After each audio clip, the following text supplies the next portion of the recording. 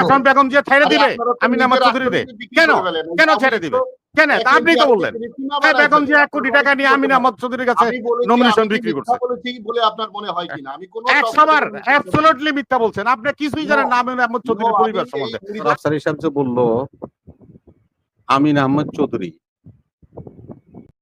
সাবেক major general, ওনার বাড়ি হলো ফুলগাছি, গৌতম চৌধুরী বাড়ি, যেখানে নাকি খালেদা জিয়ার নিজের বাড়ি, তার একই গ্রামে ওনাদের বাড়ি। তো খালেদা জিয়ার আসনে আমিন আহমদ চৌধুরীরে খালেদা জিয়া টাইকা 1 কোটি টাকা দিয়ে নমিনেশন বেচা বলেছে। এগুলির সাথে তো কোনো তথ্য থাকলে তাইলে তর্ক করতাম, মানে তর্ক করার তো কিছু নেই। এই সমস্ত কথাও আমাদেরকে শুনতে হয়, বলে অনেক। আর নির্বাচন নিয়ে যে কথা বলছে, নির্বাচন তো বাণিজ্য মেলার মতো। ভাই উনি মরহুম, আপনার কি মনে হয় আমি কথাটা বানিয়ে আমি জানিয়েই বলছি আমিন আহমদ চৌধুরীর আপনি আমার চেয়ে বেশি চিনেন। আমি তো বললাম সে আমার আত্মীয়। আপনি যতই চিনেন আমাকে আমি তো বললাম তোমার চৌধুরী বাড়িতে, আরে ফুলগাজীতে তার, আরে আপনি তো মিথ্যাই বলছেন। আরে ওটা তো বেগম জিয়ার আসন ফেনী এক, আরে ফেনী এক আসন বেগম জিয়া ছেড়ে দিবে আমিন আহমদ চৌধুরীরে? কেন কেন ছেড়ে দিবে? কেন? আপনি তো বললেন বেগম জিয়া 1 কোটি টাকা নিয়ে আমিন আহমদ চৌধুরীর কাছে নমিনেশন বিক্রি করছে। বলে আপনার মনে হয় কিনা? আমি কোনো 100 বার অ্যাবসলিউটলি মিথ্যা বলছেন। আপনি কিছুই জানেন না আমিন আহমদ চৌধুরীর পরিবার সম্বন্ধে। আমিন আহমদ চৌধুরী তখন সে তখন চাকরিতে আছে। আরে সে তখন চাকরিতে আছে। আমিন আহমদ চৌধুরী সেটাই নির্বাচন করবে। আপনি জানেন না কোথায় নির্বাচন, কোথায় আমিন আহমদ চৌধুরী কবে রিটায়ারমেন্টে গেছে সেটা বলেন আপনি আমার। শোন বলেন, আপনি তো আর্মিতে চাকরি করেন। শোনটা বলেন। সব বলবো, কিন্তু আপনি শোন বলেন, আপনার কি প্রমাণ? শোন বলেন। আপনি একেবারে শতভাগ মিথ্যা কথা বলছেন। না আপনি শতভাগ মিথ্যা কথা বলছেন। এই সমস্ত কথা আফসারি বলবেন না। এগুলো আপনাদের অভ্যাস। না আরে ফেনী এক আসন হলো তার জন্মস্থান আসন বেগম জিয়া। সে 1 কোটি টাকা আমিন আহমদ চৌধুরী থেকে নিয়ে নমিনেশন দিয়ে দিছে। আপনি এটা বলবেন আর জনগণ বিশ্বাস করবে? জেনারেল সাহেব মিথ্যা বলেছেন আমাকে, আমি এটা বানিয়ে বলি না। আপনারা কেটাই মিছা কইছে হাসা কইছে এটা তোমার দেখার বিষয় না। আমি তথ্যভিত্তিক বলছি। আমি বলছি আপনি মিথ্যা বলছেন আর সত্য বলছেন। আমি এই প্রশ্ন করি নাই। না আমি এই প্রশ্ন করি নাই আপনারে। আমি এই প্রশ্ন করি না। আমি বলছি ফেনী এক ফুলগাজী। আরে ভাই আপনি মিথ্যা বলছেন না সত্য বলছেন এটা আপনার ব্যাপার, এটা ওন পার্সন। আমি আপনাকে বলি না তো। আমি বলছি, আমি তথ্যটা বলছি। ফেনী, আমার কথাটা শুনেন। ফেনী এক আসন হলো বেগম জিয়ার জন্মস্থান। আচ্ছা রাখেন। ফেনী এক আসন হলো আমিন আহমদ চৌধুরী সাহেবের বাড়িও ফুলগাজীতে, গৌতম চৌধুরী বাড়ি, এবং সাথেই খালেদা জিয়াদের বাড়ি মজুমদার বাড়ি। এখন ওনার জন্মস্থান খালেদা জিয়ার হলো ফেনী একে, ফুলগাজী পরশুরাম ছাগলনাইয়া ফেনী এক আসনে উনি বারবার এমপি হয়েছেন, নির্বাচিত হয়েছেন। ওই আসনে উনি আমিন আহমদ চৌধুরীর কাছে 1 কোটি টাকা নিয়ে বেচে আলাইছে। তোমার মারে 1 কোটি দিছি, তোমার 3 কোটি দিতে পারবো না। এই সমস্ত কথাবার্তা অবান্তর কথাবার্তা বলবে। আর সংসদ তো হলো মনে করেন যে বাণিজ্য মেলার মতো হয়েছে। আমরা আগে ওই যে বাণিজ্য মেলা হইতো না, দেখতেন যে এই জানুয়ারিতে 1 তারিখ থেকে 31 তারিখ পর্যন্ত ডেট। এরপরে ব্যবসায়ীরা কইতো যে ব্যবসা বাণিজ্য ভালো হয় না, তো দরখাস্ত করতো বাণিজ্য মন্ত্রণালয় আমাকে 15 দিন বাড়াই দেন, তো 7 দিন দিত। আবার 7 দিন পরে যে আবার 7 দিন বাড়াই নিত। তা আমাদের নির্বাচনের ডিসেম্বর হবে, জুনে হবে, এই আস্তে আস্তে আগাইতে থাকবে। নির্বাচন নিয়ে আমি আর বেশি কিছু বলার নাই। নির্বাচনের মতো হবে। সংসদ ভেঙে গেলে 3 মাসের মধ্যে নির্বাচন দেওয়ার বিধান আছে। 13তম যে সংসদ, সেই সংসদ বিলুপ্ত করা হয়েছে। তাহলে 3 মাসের মধ্যে নির্বাচন হওয়ার কথা।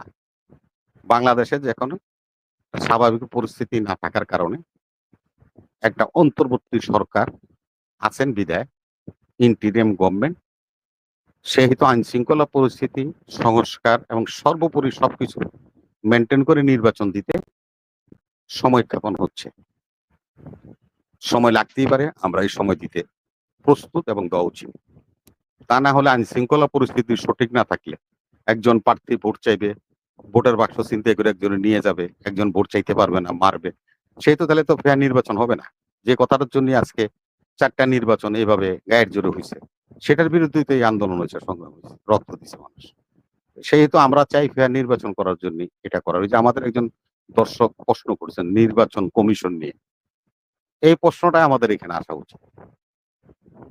নির্বাচন কমিশন একটা সংস্কার প্রস্তাব আনছে, কোনো পোস্টার থাকবে না, লিফলেট থাকবে না, কিছুই থাকবে না, ভোট হবে।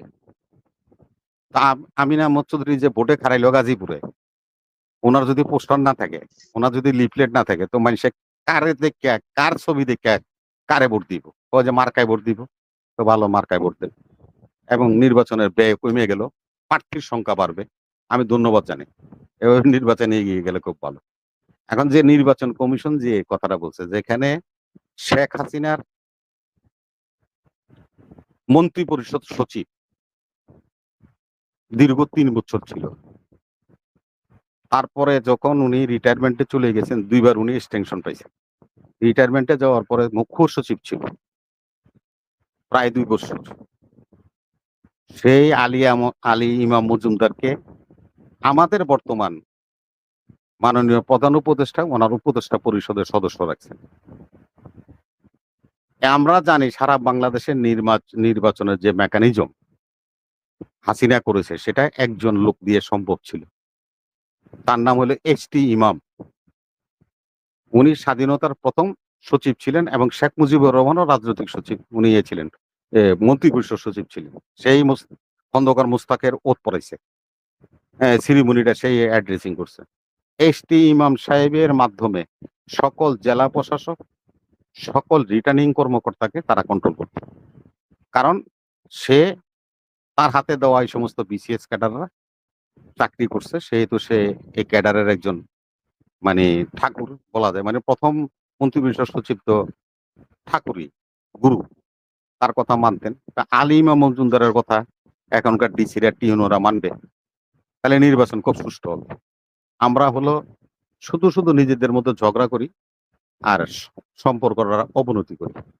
এখন দেশের যে অবস্থা ক্রান্তিকাল, সে ক্রান্তিকাল থেকে আমাদেরকে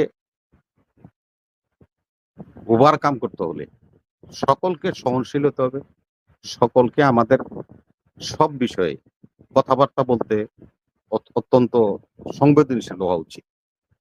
যেহেতু এখনো আমাদের প্রশাসনিক যে লেভেলগুলি আছে সেগুলি স্থির হয়নি, এখনো সেই স্বৈরাচারের প্রেতাত্মারা প্রশাসন এর সকল স্তরে রন্ধে রন্ধে আছে। তারা তো সুযোগ খুঁজে যে আমাদের মধ্যে ডিবেট এবং বিভাজন করে দিতে পারলে তাদের প্রভুরে আইনে তারা আবার ক্ষমতায় বসাইতে পারবে, এমন একটা স্বপ্ন তারা দেখে।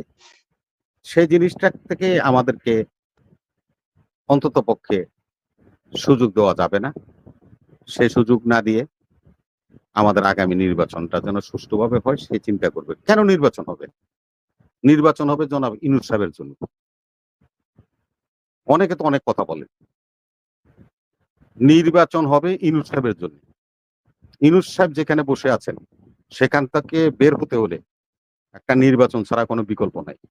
আমরা কি আরেকটা বিপ্লব করবো, আরেকটা গণ অভ্যুত্থান করবো? না, নির্বাচনই একমাত্র পথ। ডক্টর ইউনূস সাহেব এবং তার ইন্টিরিম গভর্নমেন্টকে যাওয়ার জন্য একটা রাস্তা তৈরি করে দিতে হবে, পারে একমাত্র নির্বাচন বৈধভাবে। নির্বাচন হলে নির্বাচিত যারা হয়ে আসবেন তাদের কাছে ওনারা ক্ষমতা হস্তান্তর করে ওনারা চলে যাবেন। ওনার তো যাওয়ার কোনো পথ নেই। নির্বাচন তো উনি ওনার প্রয়োজনই দিতে হবে। নির্বাচন নিয়ে আমরা এত কথা কেন বলছি? বলার তো কোনো কারণ নেই। আজকে আমরা সবাই মুসলমান সাজতেছি, ইসলাম নিয়ে আমরা কথা বলতেছি, সব ফালাফালি করতেছি। আরে ভাই, কেন গাজাতে আজকে আমাদের গাজাবাসী মার খাচ্ছে, রাফাতে মার খাচ্ছে, কেন খাচ্ছে? প্যালেস্টাইনরা সবাই হলো সুন্নি। আপনি ওহাবি সৌদি বাদশাহ, তার কাছ থেকে কি আপনি আশা করতে পারেন সুন্নিরা মার খেলে সে আসবে? আসবে? কোনোদিন আসবে না।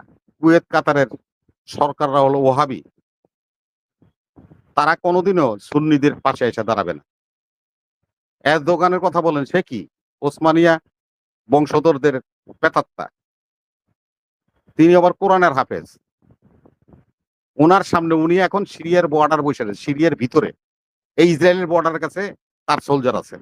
মানে সিরিয়া তো ভেঙে দিছে, এখন হলো সব তুরস্কের সোলজার ওখানে, সে ওখানে বসে রয়েছে, একটা টু শব্দ করে নেই।